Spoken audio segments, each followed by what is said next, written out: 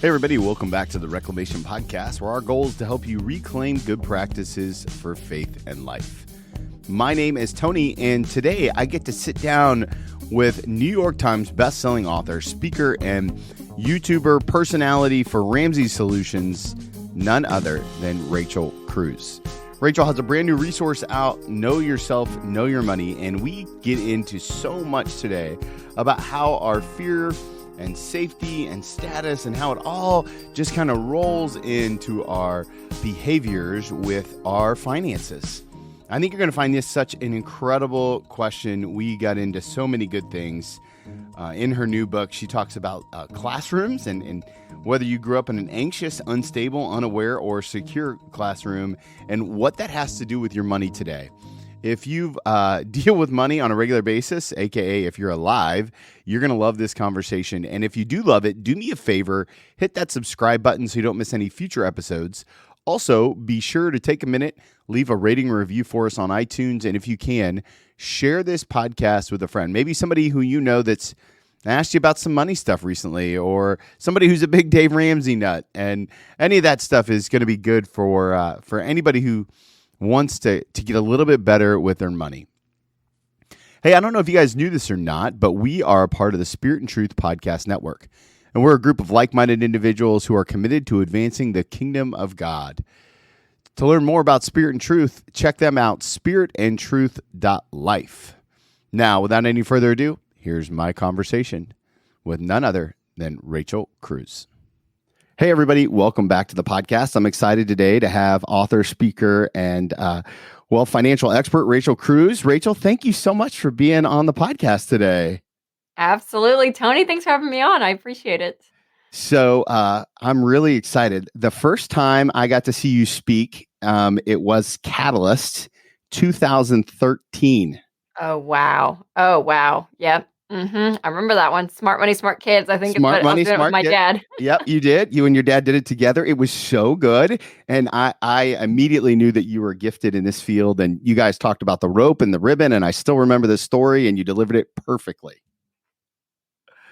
Well, good. Thank you. I was a little nervous before that one. I remember that gig there. Catalyst is wonderful. But yeah, they were like, here, go. And I was like, oh my gosh, okay, I can do this.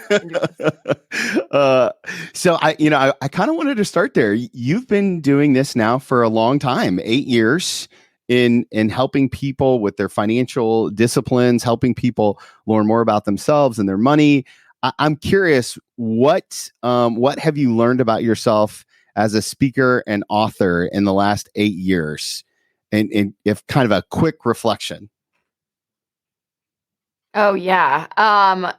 Gosh, I mean, I always think of the team, number one, having people around you that help you be better at your craft, I think is so important. People that kind of challenge you and show you good practices has been huge. Like if it was just me, I don't think I would be who I am today. Honestly, Sure. Like the team is so incredible. So I would say that. I would say it's funny. The fulfilling parts of my job, it's kind of that outward facing, public facing job that I have. And so for me, the most fulfilled that I get is knowing that it's helping people. Like I think a little bit of like the self. I'm an Enneagram 3. I don't know if you know the Enneagram, but I can easily in my not good part of myself, like love the attention and all the things, oh, this is so fun, out there. And you quickly realize like all of that is pretty empty. Right. And so, but knowing on the back end of those books or those speaking gigs, like whatever it is that the audience is getting hope. And that's honestly where I'm like, oh, being able to help people makes everything so much richer. Yeah. And I think what's crazy about the kind of work that you do and the kind of work even that I get to do on Sunday morning when I'm preaching to the church, like we never really know where it's going to go, right? Like you wouldn't know that the rope story that you told that day drastically kind of made me think about the way I parent. And, 3 kids later, here we are, right? Like, and it's like, you never get to hear that. So on behalf of all of us, thank you for impacting us. Oh, well, thank you. Thanks for that. It's an honor. It's so fun. Such fun work. Now, you've got this book out. It's been out for most of 2021, Know Yourself, Know Your Money. And I love to read dedications. I think you get to see a little bit of behind the scenes with the dedication. And you dedicated this book to your husband, Winston. I was wondering if you could talk a little about how your relationship has formed in both being public and private people. And I mean, this is a very deep personal book in a lot of ways. And so I thought it was interesting that you dedicated it to him. Yeah, Winston is one of the people in my life I feel like that pushes me on understanding myself more. And he's done just so much work over the course of our marriage, and having a husband that digs in and asks questions, engages on an emotional level, to ultimately, I think, bring us both to the feet of Jesus to say, hey, here's like the parts of us that are not good. Here are the parts that we can say, wow, that's a gifting that God's given me. How do I steward that well? I mean, all of that. And so having a spouse that is all about that, it's such a gift. It is such a gift. So like Winston has done so much work in himself, and I feel like I get the benefit of that, right? So it's always challenged me to dig in more and to say, okay, why do I do the things I do? A lot of that journey of writing this book was personal of Sure. Counseling, or whether it was the Enneagram, or like things that just really expose parts of you that you say, wow, that's why I do the things I do. That's why my defense mechanism is this. This is, why I cope this way. Like you start to understand you as a person, and it's very complex.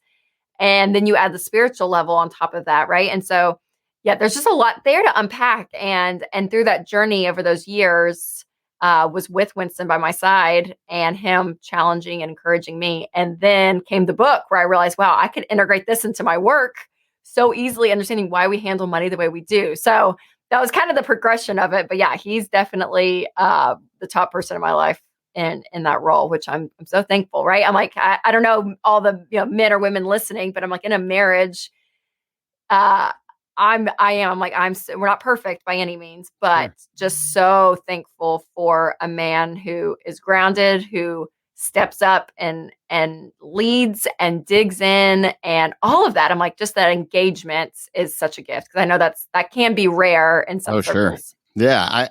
I've got a similar spouse myself. My wife is just one of the most, she's the rock of my life, and, and that cheerleader and all of those things. So as I read your dedication, I was like, man, that resonates at a very deep level. I'm curious, when you talk to young couples about, finances and getting started, and even, some of this identifying yourself, how do you tell them to dive into, what are the first steps into developing that personal theology around money and self?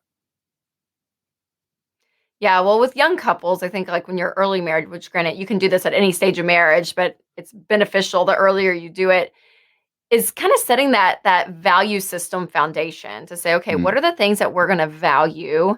And those things may change over time, right? You could have kids and realize, oh, wow, we valued this, but now we're going to value something else. Like it can change. But I think being on the same page with your values, just meaning, hey, we are going to be intentional to serve people in this capacity, in this way.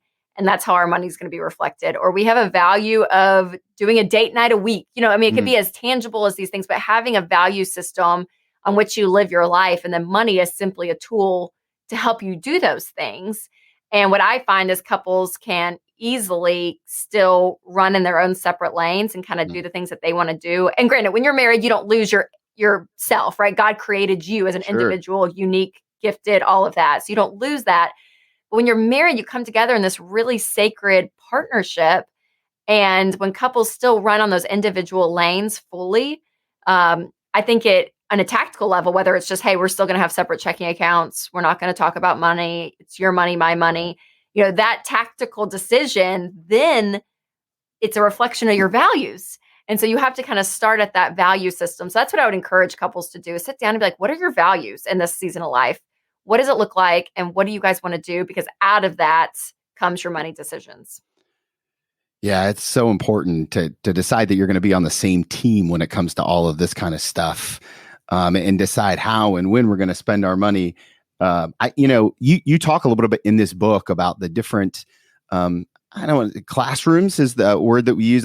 When I was thinking about it, it sounds a little bit like, oh man, it's almost like my baggage. It feels like baggage sometimes that I bring into the marriage when it comes to how we look at money. Can you talk a little about that idea about classrooms and kind of what you saw and how you learned about that?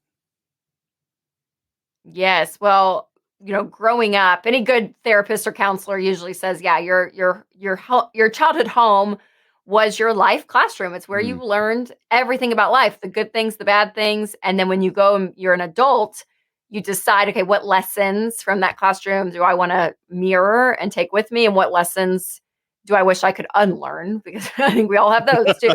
And so that classroom, yes, shapes, who you are. And so when I was writing the book, I really wanted to kind of dig into that part because that sets such a foundation to your money decisions and choices and habits and tendencies. Was your childhood and what your parents did with money. And so when I was writing the manuscript, I realized, okay, money is communicated in two ways. It's communicated verbally, but it's also communicated emotionally. Yeah. And it was like this quadrant came up in my head. I was like, oh God, you gave me a graph. Thank you. Like, this makes so much sense. It creates these quadrants depending on the emotional state of your household and the verbal state of your household with money. So that classroom 1 is what I call it. And I call this the anxious money classroom. So this is the quadrant that, that box in the quadrant and the top left, for those of you listening, if you can kind of imagine, and it's where it's verbally closed and emotionally stressed. So money was not talked about, but you felt the tension. So maybe, toward the end of the month when bills were due, or you were grocery shopping with your mom and you just felt this tension, you just feel it. It's not sad, but you feel it. Sure. Classroom 2 is where it's verbally open, but emotionally stressed. So this is the unstable money classroom. This is lots of conflict, fighting. It is talked about, but it is in a stress-filled environment. Classroom 3 is the unaware money classroom. And this is the classroom where it's verbally closed, but emotionally calm.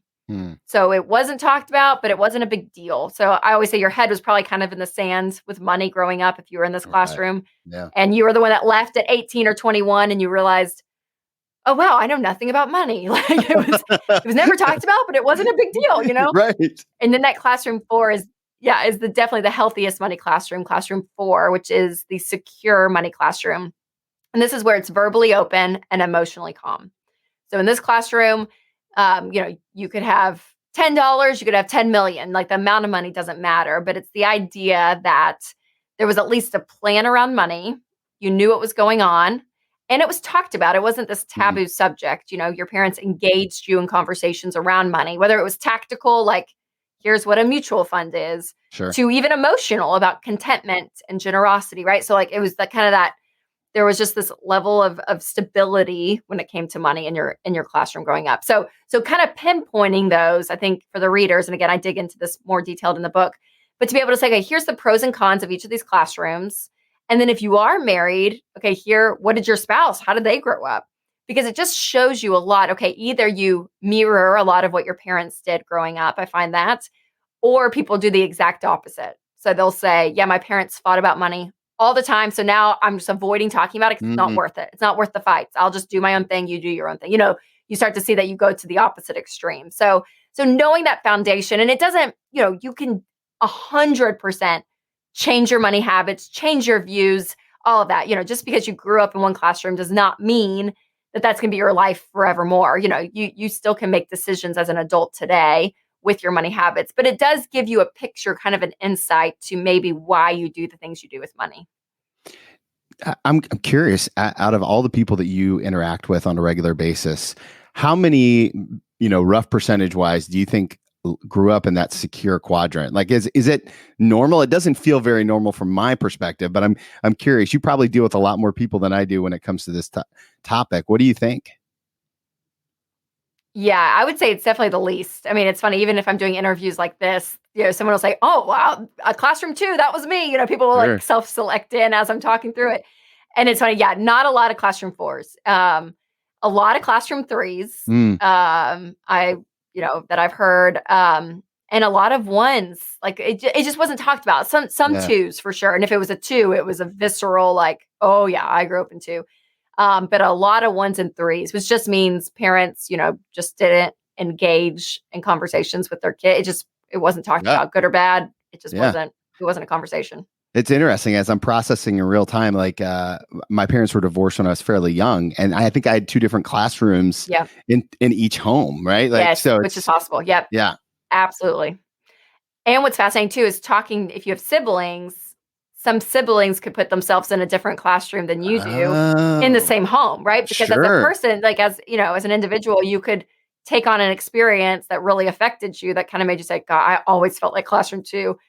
And, maybe your sibling is like, oh no, I never heard that stuff. That's interesting. It really is. It's kind of your life experience. So it's fascinating, but I think I love going back to that. And I encourage people, and I say this in the book because it's just true. When you do that kind of exercise to go back, I always tell people it's not there to bash your parents. It's not this moment of like, oh, they were just the worst of the worst, sitting there to bash them. It's also there not to defend them, because I do hear a lot of people say that, well, they didn't. I'm like, you don't have to defend them. Just tell the truth. Like if you just tell the truth about your experience, then it just allows that door to be open for possible healing, possible forgiveness, but also to say, okay, that's how I experienced my mom with money.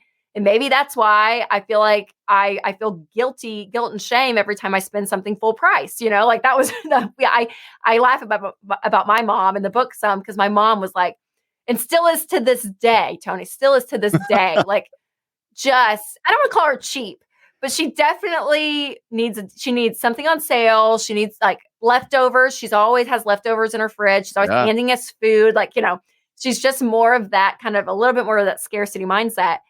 And so I'm a spender, like that stuff. I'm like, no. So I had to get over that hump, especially when I was first married. I was like, if it's in the budget, we have the money, I'm going to go buy the $30 shirt, even though it's not on the 50% sale rack.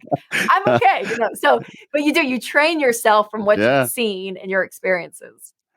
Do you, what impact do you see COVID having on all of this, right? Like it feels like this has become, I don't want to say oppressive, but certainly a magnifying glass that any coping mechanisms we had prior to COVID, and this was the same thing I experienced in the Army, right? It was when you got deployed, it just blew up all of your coping mechanisms. Are you seeing that in the financial world? Is it changing people's classrooms? How do we interpret all of that through our finances? Yeah, I think COVID, turned everything upside down. It feels like on the financial side, I think a lot of people that felt secure, suddenly that foundation was shaken. Those that thought they were okay, it was exposed that they weren't. Warren Buffett always says you can tell who's skinny dipping when the tide goes out. Sure. So like, oh gosh, we thought we were fine because I was getting a paycheck, and then the moment I'm furloughed, I can't keep it up. And so I think it exposed a lot. And this is not like this probably I want this to sound grace filled, but also it kind of proves the point of the biblical principles teaching for over 25 years at Ramsey, where I'm like, in the house of the wise, there's stores of choice food and oil. A foolish man devours all he has. The borrower is slave to the lender. Know the state of your flock. I mean, like you can go through just even the book of Proverbs. Sure. And I'm like, and it works. You know what I mean? Like it's one of those things I'm like, yes, if you follow God's ways of handling money, it works. And so that was a little bit of that validation for me to say, guys, if you haven't done it, start now. Start now. And say, okay, I am going to get out of debt. I am actually going to live on a plan and be intentional. I am going to learn to be generous because my whole life isn't just about me. Like these things are so, so key. And so I think what the pandemic did is it scared a lot of people. And there was a lot of fear and sadness in that realm. But my encouragement to people is that you can still change. Like if you were one of those that were living paycheck to paycheck, this could be your wake-up call. I talk about fear in the book. I have a whole section on it. But Chip Dodd, I love what he says in his book, Voice of the Heart. He said that fear can actually be a gift, that it's your body's response that you are in need of something. Now, when it gets to be paralyzing fear or anxiety, like that's not good. We don't want to go there.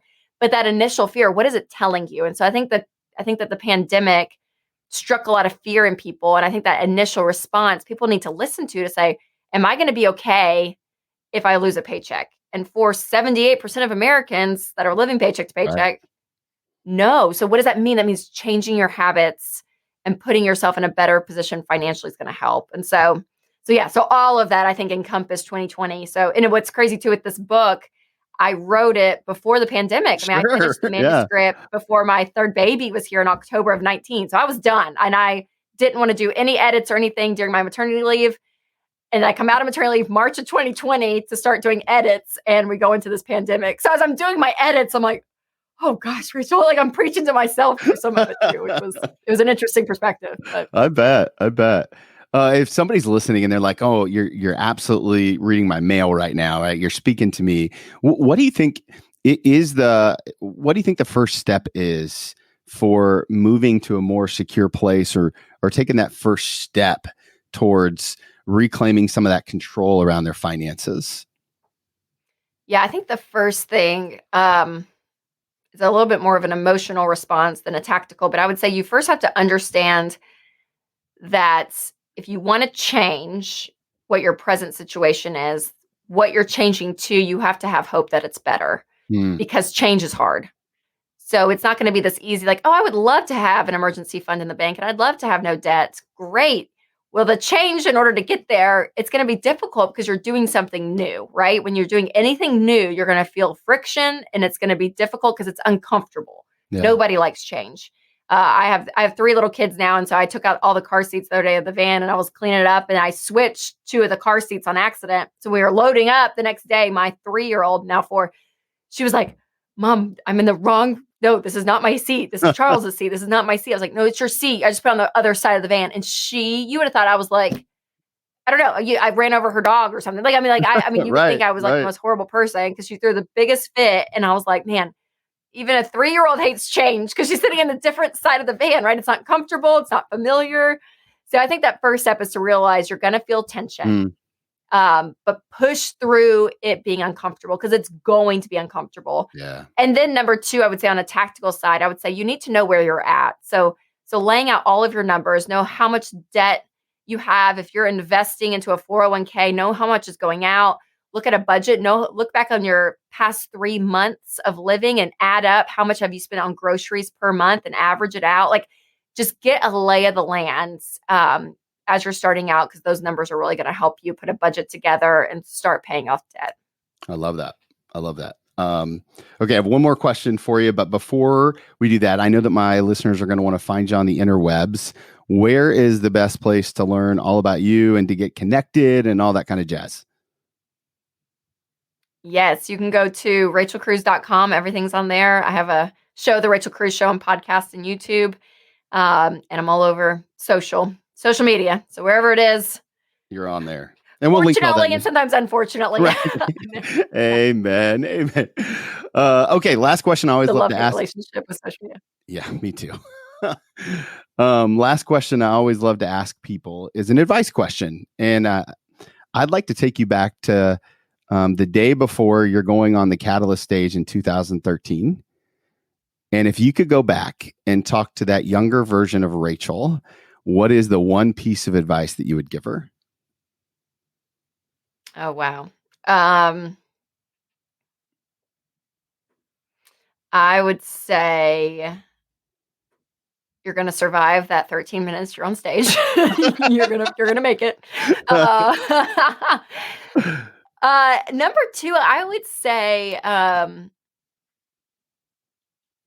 mean, it's a little, I don't know, it could sound cliche, but it's just true. Just trust that what God has planned for you is good. Like, it's not easy. There's going to be some rough patches in life and in marriage and parenting, all of it. But it is so good. And all of these things, the blessings and, the mountaintops, the valleys, is there to refine you more and more to be like Christ. And he does that in a beautiful way if you're intentional about it. Oh, that's so good. That'll preach any day of the week. Yeah. Oh, but yeah, that's so funny. That poor girl. I know. It's going to be okay. It's going to be okay. Rachel, thank you so much for taking the time today and being so generous with your willingness to come on and talk about it. And I'm super excited to see what God continues to do through you and your ministry.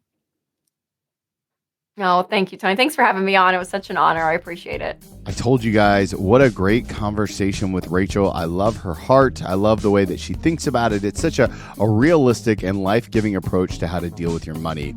Again, you can pick up her resource, Know Yourself, Know Your Money, anywhere books are sold. Also, follow her on socials. Let her know that you heard her here on the Reclamation Podcast. If you haven't done it yet, don't forget, hit that subscribe button, leave a rating and review on iTunes, and be sure to share this episode with a friend. Those are the 3 things that you can do every single week to help us get connected to more and more people and spread the kingdom of God. Thank you guys so much for helping me do what I love to do. And remember, if you want to follow Jesus, you must be willing to move.